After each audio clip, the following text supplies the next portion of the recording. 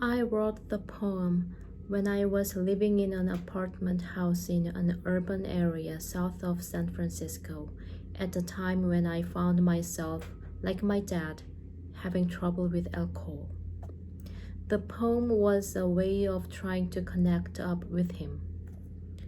Photograph of my father in his 22nd year. October. Here in this dank, unfamiliar kitchen, I study my father's embraced young man's face.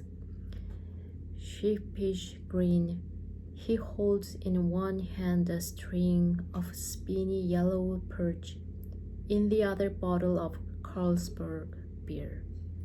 In jeans and flannel shirt, he leans against the front fender of a 1934 Ford. He would like to pose brave and hearty for his posterity, wear his old hat cocked over his ear. All his life my father wanted to be bold, but the eyes give him away, and the hands that limply offer the string of that perch and the bottle of beer. Father, I love you. Yet how can I say thank you?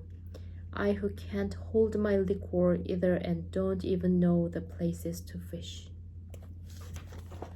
This poem is true in its particulars, except that my dad died in June and not October.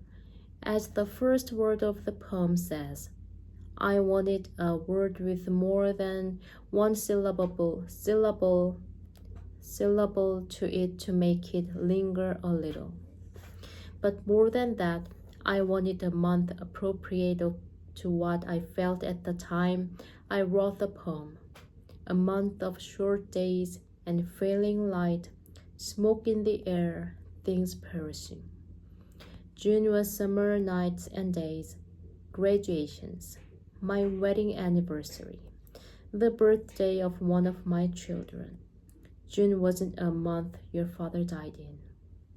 After the service at the funeral home, after we had moved aside, a woman I didn't know came over to me and said, He's happier where he is now.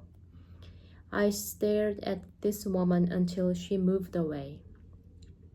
I still remember the little knob of a hat she was wearing.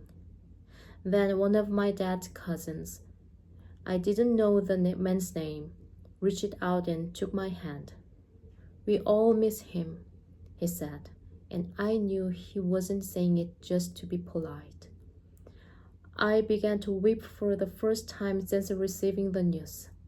I hadn't been able to before. I hadn't had the time for one thing. Now, suddenly, I couldn't stop.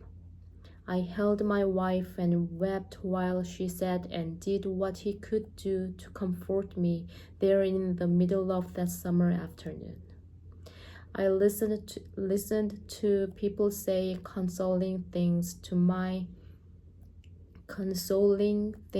mother, and I was glad that my dad's family had turned up, had come to where he was. I thought I'd remember everything that was said and done that day and maybe find a way to tell it sometime. But I didn't. I forgot it all, or nearly. What I do remember is that I heard our name used a lot that afternoon. My dad's name and mine. But I knew they were talking about my dad. Raymond. These people kept saying in their beautiful voices out of my childhood, Raymond.